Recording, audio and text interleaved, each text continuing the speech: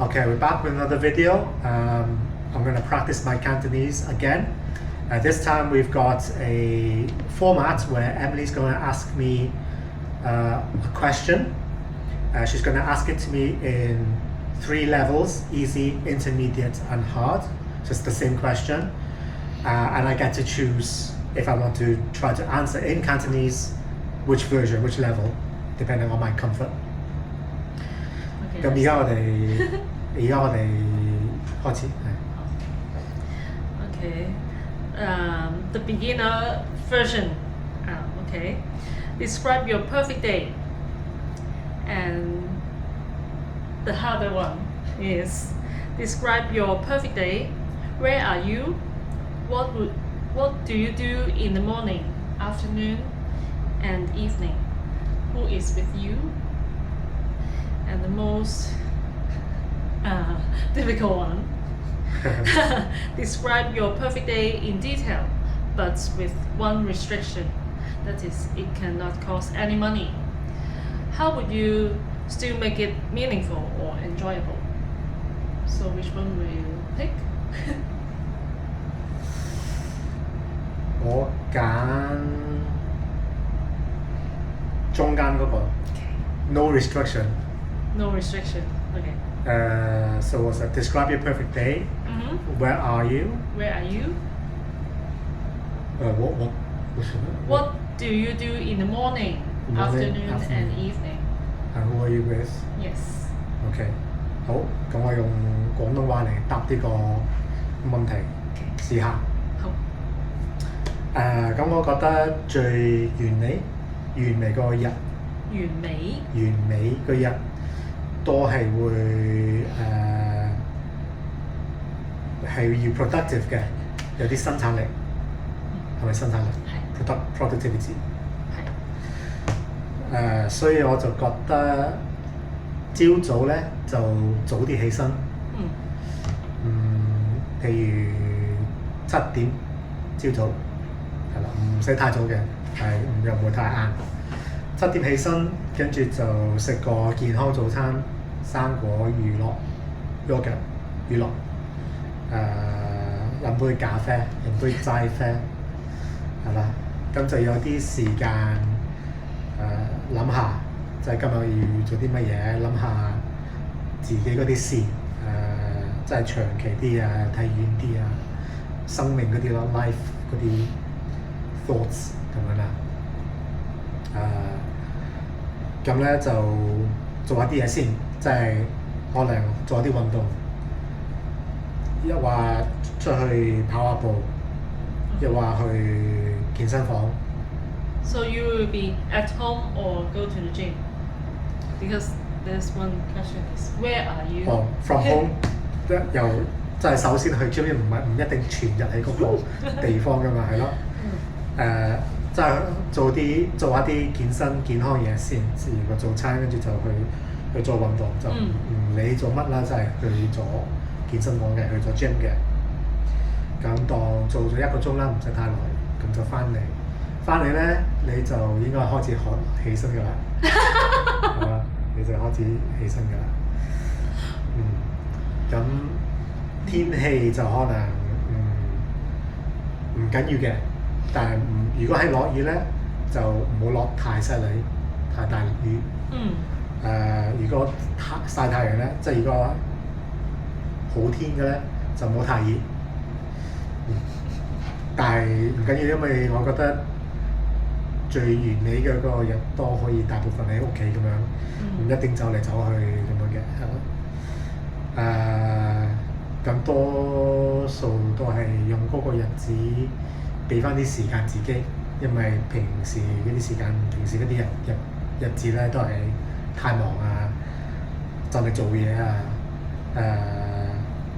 做完嘢就有好多其他嘢要整啊，好似做極都做唔晒咁樣嘅，所以都係一個完美嘅日就可以有啲時間俾翻自己，俾翻家庭，咁我哋就可能可以睇下戲咯，係咯。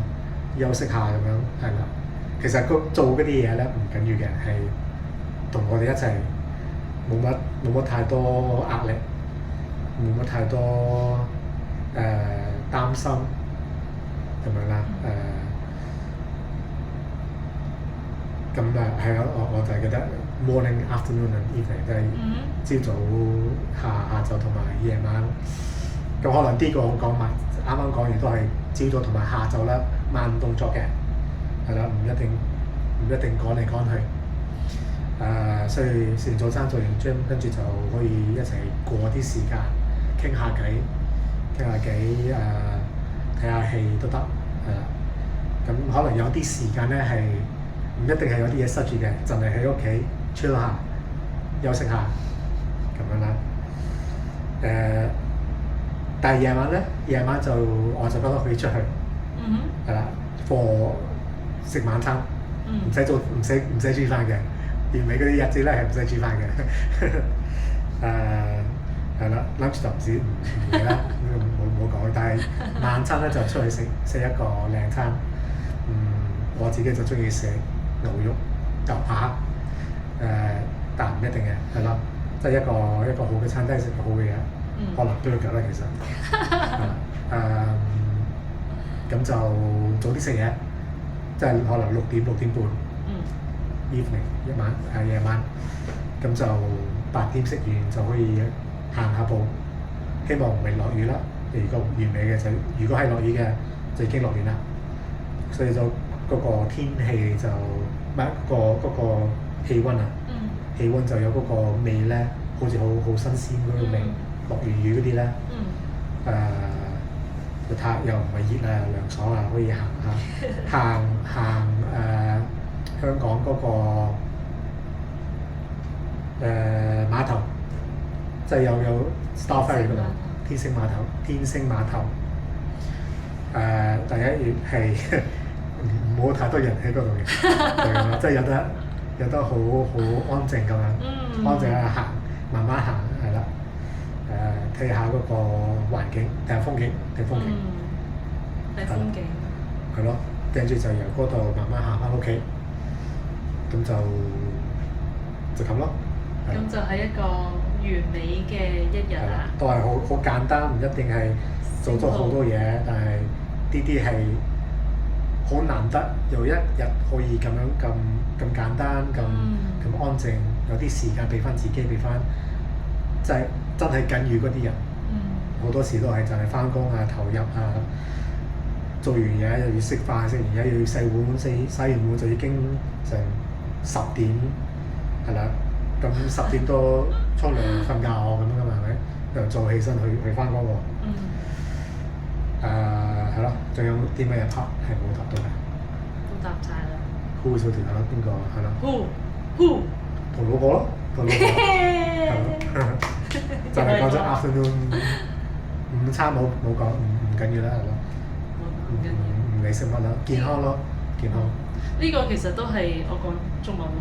呢個都係一般香港人應該有一個嘅完美嘅一日，我覺得。